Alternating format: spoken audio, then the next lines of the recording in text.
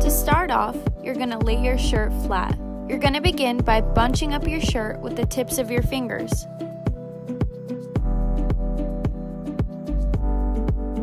You'll want to continue bunching until your shirt looks like fully cooked ramen noodles, or almost like a brain.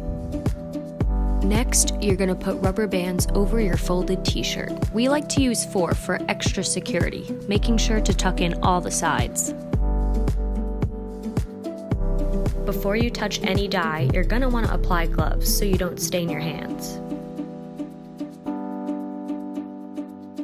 Now it's time to dye the shirt. We're using 3 colors so that we can get a rainbow effect with red, yellow, and blue.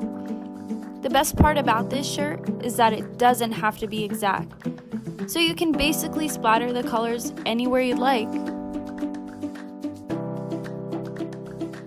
If you don't want any white spots, make sure to get in the cracks as well.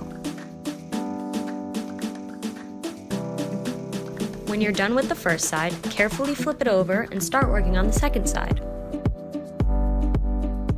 Do the same thing you did on the first side, taking each color and filling in all the white spots.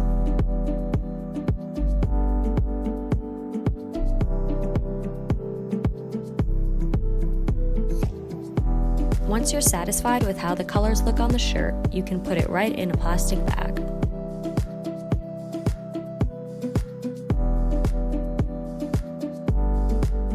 For more information on how to complete this step, watch our How to Rinse Tie-Dye tutorial. And there you have it. Hope this helped. Peace out!